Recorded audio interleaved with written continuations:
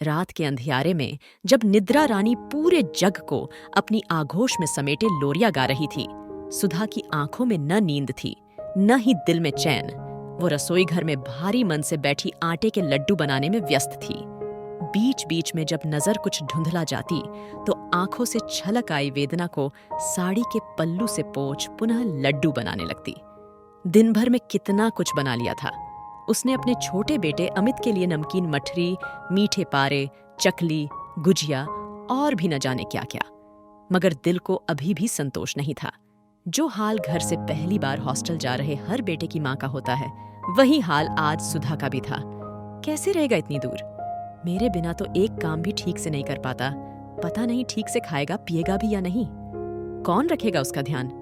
नन्ही सी जान है। देश के सर्वाधिक प्रतिष्ठित इंजीनियरिंग संस्थान आईआईटी में 25 व रैंक पाने वाला 18 वर्षीय मेधावी अमित सुधा के लिए अभी भी नन्ही सी जान ही था, जो सुबह की ट्रेन से कानपुर आईआईटी जा रहा था। सुधा दिन भर के जतन से बनाए गए नाश्ते को बैग में व्यवस्थित कर ही रही थी कि पीछे से अमित रसोई में आ धमका। प्लीज मम्मी, सोने भी दो ना। कितनी देर से सोने की कोशिश कर रहा हूँ, मगर तुम्हारी खटर पटर रुकने का नाम ही नहीं ले रही। और ये क्या क्या भर दिया बैग में? उफ मम्मी, कानपुर भारत में ही है, चीन में नहीं। वहां ये सब मिलता है। अमित की झल्लाहट से सुधा की आंखें पुनः नम हो गईं। ओह मम्मी, प्लीज अब रो मत। मेरी प्यारी मम्मी, मेरा वो मतलब नहीं था। अमित अपनी दुखी माँ को बाहों में भर दिलासा देने लगा।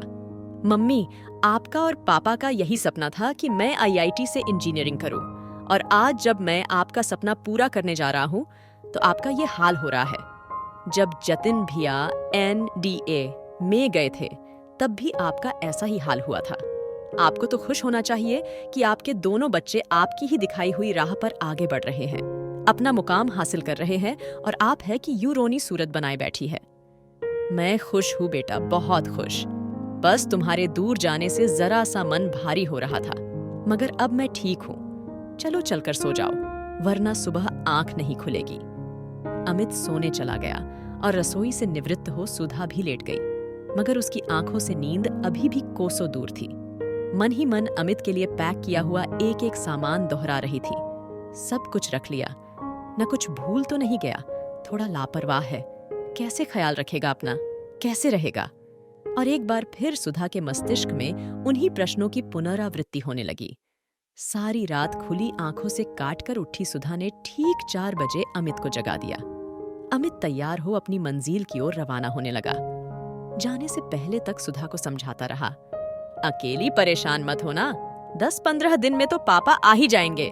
चाहो तो इस बीच मौसी के यहाँ चली जाना, मेरी चिंता मत करना। अब मैं अपना ख्याल खुद रख सकता हूँ। मम्मी के लिए ढेरों नसीहतें छोड़ अमित चला गया। उसकी नसीहतें सुन सुधा को बेटे के बड़े और समझदार होने का एहसास होने लगा। इतना बड़ा कि वो दुनिया का अकेले मुकाबला करने को तैयार है। उसे अब माँ के सुरक्षित आंचल की जरूरत नहीं, उसे अब मेरी जरूरत नहीं। ऐसी ही व्यथाओं में उलझी सुधा अमित के जाने के बाद अपने 4 कमरों के आलीशान फ्लैट में इधर उधर चक्कर लगा रही थी। किसी काम में मन नहीं लग रहा था, और सच पूछो तो अब काम ही क्या बचा था उसके पास। जब कुछ न सूझा तो न जाने क्या सोचकर सुधा ने अलमारी से पुराना एल्बम निकाला और देखने बैठ गई। पहले ही फोटोग्राफ पर नजर जम गई। आशीष के साथ पहली फोटो थी उसकी। कैसे डर डर कर छुप कर आशीष के जबरदस्ती करने पर खिंचवाई थी। कितना छुपा कर रखती थी उसे, कभी तकिए के नीचे तो कभी अलमारी में बिछे अखबार के नीचे। फोटो देखकर पुरानी मधुर स्मृतियां सुधा के मन को गुदगुदा गई। नया नया प्यार था सुधा और आशीष का। दोनों कॉलेज में साथ ही पढ़ते थे। दोनों के प्यार का आधार उनकी पारस्परिक समझ और दोस्ती थी। एक ओर जहां आशीष इलेक्ट्रॉनिक्स में पीएचडी करके इलेक्ट्रॉनिक गुड्स की मैन्युफैक्चरिंग यूनिट लगाना चाहता था, वहीं सुधा पत्रकार बन अपनी लेखन प्रतिभा को नए आयाम देना चाहती थी। दोनों अपने अपने सपनों को साकार करने के साथ साथ एक दूसरे के सहयोगी होने के लिए भी वचनबद्ध थे। मगर आशीष के पेरेंट्स की एक दुर्घटना में हुई असमय मृत्यु से घर और 2 छोटी बहनों की जिम्मेदारी उसके कंधों पर आ पड़ी।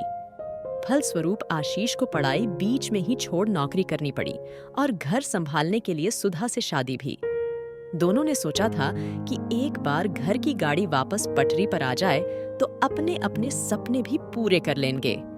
पिता के निधन से श्रीहीन हुए परिवार को वैभव की ऊंचाइयों पर पुनः प्रतिष्ठित करने को प्रतिबद्ध आशीष ने दोनों बहनों के विवाह की जिम्मेदारी से निपटकर बैंक से लोन ले छोटी सी इलेक्ट्रॉनिक्स पार्ट्स की मैन्युफैक्चरिंग यूनिट लगाई और खुद को अनवरत परिश्रम की भट्टी में झोंक डाला। अपनी अथक मेहनत और लगन के चलते वो जल्दी ही अपने क्षेत्र में स्थापित हो गया, मगर इस आयोजन में घर को बिल्कुल भुला बैठा। आशीष के सपने साकार होने के बाद सुधा भी पत्रकारिता का कोर्स करने की सोच ही रही थी कि गर्भ में एक नवीन सृजन की आकस्मिक उत्पत्ति के बाद घर संसार की जिम्मेदारियों में कुछ ऐसी उलझी कि आज तक नहीं निकल पाई थी। अपनी महत्वाकांक्षा को तो कब का भुला बैठी थी वो। आशीष तो पहले से ही घर को सुधा के भरोसे छोड़े बैठे थे। 2 साल पहले बड़ा बेटा जतिन भी आर्मी में चला गया था और आज जब उसकी जीवन परिधि का अंतिम केंद्र अमित भी उसके वात्सल्य की छाव को छोड़ अपने क्षितिज की तलाश में बढ़ चला, तो नितांत अकेली खड़ी रह गई सुधा को स्वयं का अस्तित्व बिखरता सा महसूस हो रहा था, निराधार, अर्थहीन। सुधा 2 सप्ताह घर में अकेली रही, कहीं आने जाने का मन नहीं किया। कभी अपने अतीत के पन्ने पलटती तो कभी अपने 23 साल के लंबे वैवाहिक जीवन की समीक्षा करने लग जाती। आज अचानक ही खाली बैठी सुधा की नजरों के सामने वो लम्हे तैरने लगे, जब दिन के 24 घंटे भी उसके काम को निपटाने के लिए कम हुआ करते थे। सुधा सुधा, मम्मी मम्मी, घर में पल पल गूंजती पुकारे। ऑफ, अभी आई, कुछ काम तो खुद से किया करो, सुधा छल्ला कर कहती। आशीष तो एक रुमाल भी खुद से नहीं ले सकते थे और बच्चे जब देखो उसके पल्लू से चिपके रहते। कितना थक जाती थी सुधा उस वक्त। सोचा करती थी, न जाने कब मुक्ति मिलेगी मुझे इन जिम्मेदारियों से। और आज जब सच में उसे मुक्ति मिल चुकी थी तो वो अपनों के बीच उस मोस्ट वांटेड होने के एहसास को मिस कर रही थी। आशीष के साथ तो तसल्ली से बैठ 2 बातें करने को तरस गई थी वो। लगता था जैसे उनके ढीले पड़ चुके प्रेम सूत्र मात्र औपचारिकताओं पर ही टिके थे। कुछ ही दिनों में कितना बड़ा शून्य उभर आया था सुधा के जीवन में। क्या क्या सोचने लगी थी वो। सभी ने अपनी अपनी डगर ले ली, किसी को मेरी जरूरत नहीं रही। कैसे ढोंगी इस उद्देश्यहीन जीवन का भार। अपनी मनोव्यथा वो स्वयं भी नहीं समझ पा रही थी। जितना सोचती उतना ही उलझती जाती स्वयं के बनाए हुए भ्रमजाल में। आज सवेरे ही आशीष का मलेशिया से फोन आया था। 2 दिन बाद वे घर वापस आ रहे थे। हर बार जब भी आशीष टूर से वापस आने की खबर देते तो घर में जैसे बहार आ जाती, मगर इस बार ऐसा कुछ भी नहीं था। आशीष आ गए थे, सुधा खाना बना रही थी और बीच बीच में पास खड़े हुए आशीष को उनकी अनुपस्थिति में हुए क्रियाकलापों की जानकारी दे रही थी। खाना खाकर आशीष बैठक में बैठ गए और सुधा के पास आकर बैठने का इंतजार करने लगे, मगर सुधा थी कि कोई न कोई काम निकालकर अपनी व्यस्तता जाहिर कर रही थी। वो आशीष के सानिध्य से भी कतरा रही थी। उसे डर था कि कहीं उसके भीतर का गुब्बार बाहर निकल उनके शेष बचे खुचे सूत्रों को भी अपने साथ बहा कर न ले जाए। सुधा, थोड़ी देर यहाँ आकर बैठो ना, मुझे तुमसे कुछ जरूरी बात करनी है। सुनकर सुधा का मन स्वयं से बोल उठा, अपना काम छोड़कर कभी बैठे हो मेरे पास जो मैं बैठूं। मगर आशीष के विनम्र आग्रह को ठुकरा न सकी और एक नियत दूरी बनाकर बैठक में बैठ गई। कहिए, उसकी शारीरिक भाषा अभी भी काम की हड़बड़ी जता रही थी। सुधा, तुम खुश तो हो ना मेरे साथ? कोई शिकायत? आशीष ने सुधा की आंखों में झांक कर पूछा। हाँ, शिकायत? सुधा को लगा जैसे उसके मन का चोर आंखों के रास्ते निकल आशीष के सामने जा खड़ा हुआ। मन किया फट पड़े और बता दे कि हाँ, शिकायतें तो बहुत है। कितनी और कौन कौन सी, ये तो वो स्वयं भी नहीं जानती, मगर कुछ बोल ना सकी। नहीं, मुझे क्या शिकायत होने लगी भला? ये भी नहीं कि मैं तुम्हें बिल्कुल समय नहीं देता। तुम अपने काम में व्यस्त रहते हो, अपना कीमती समय मेरे साथ बैठकर थोड़े ही गवाओगे। आशीष को सुधा का कटाक्ष आहत कर गया। उसने आगे बढ़कर सुधा के हाथों को थाम लिया। सुधा, तुम्हारे साथ बिताया गया एक एक लम्हा अनमोल है मेरे लिए। कितना तरसता हूं मैं तुम्हारे लिए, तुम्हारे साथ के लिए, ये तुम नहीं जान सकती। मुझे इस बात का एहसास है कि मैंने अपने बिजनेस के पीछे घर को और तुम्हें बिल्कुल अनदेखा कर दिया, मगर क्या करता, मैं खुद मजबूर था। मजबूर? सहसा सुधा को अपने कानों पर यकीन नहीं हुआ। सुधा, तुम तो जानती ही हो मम्मी पापा के अचानक चले जाने के बाद मुझ पर क्या गुजरी। उनके बिजनेस पार्टनर्स ने हमारा हिस्सा दबाकर हमें सड़क पर खड़ा कर दिया था। ऊपर से बहनों की जिम्मेदारियां, हमारा भविष्य, सब कुछ अधर में था। खैर, भगवान की कृपा से धीरे धीरे सब संभल गया, पर इन कटु अनुभवों और अभावों के चलते मन में एक तरह की इनसिक्योरिटी घर कर गई। कैसी इनसिक्योरिटी? सुधा ने उत्सुकता से पूछा। लगता था कि अगर पापा की तरह मुझे भी अचानक से कुछ हो जाए तो तुम्हारा क्या होगा? बच्चों का भविष्य कैसे बनेगा? रात दिन बस यही चिंता खाए जाती थी। इसीलिए बिजनेस बढ़ाता रहा, बैंक बैलेंस बनाता रहा। मगर जब अमित का IIT में सिलेक्शन हुआ तो मैं इन इनसिक्योरिटीज से उबर गया। मुझे विश्वास हो चला कि अब मेरे बच्चे इस लायक हो गए हैं कि उन्हें मेरे सहारे की, मेरी तरफ से किसी सिक्योरिटी की जरूरत नहीं, तो मैंने अपने बिजनेस को सीमित करने का निश्चय कर लिया। बहुत हो चुका यहाँ वहाँ भागना, रात दिन काम में पिसना। बस अब बाकी की जिंदगी तुम्हारे साथ सुकून से गुजारना चाहता हूँ और तुम्हारी लेखन प्रतिभा को निखरते हुए, आगे बढ़ते हुए देखना चाहता हूँ। ये क्या कह रहे हैं? मैं और लेखन प्रतिभा, वो सब तो अतीत की बातें हैं। नहीं सुधा, प्रतिभा कभी नहीं मरती।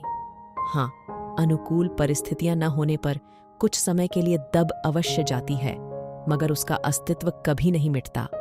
तुम्हारे सहयोग और कर्तव्य निष्ठा से हम सभी के सपने पूरे हो गए, मगर तुम वहीं की वहीं रह गई और तुम्हें इसकी कोई शिकायत भी नहीं। मगर मुझे हमेशा यह दुख रही कि मुझसे शादी कर तुम्हारी प्रतिभा का गला घुट गया। पर अब समय आ गया है कि तुम अपने बारे में सोचो और आगे बढ़ो। इस बार पीछे खड़े रहकर सहयोग देने की मेरी बारी है। ये अचानक कैसी बातें कर रहे हैं आप? अब कहाँ लिख पाऊंगी कुछ?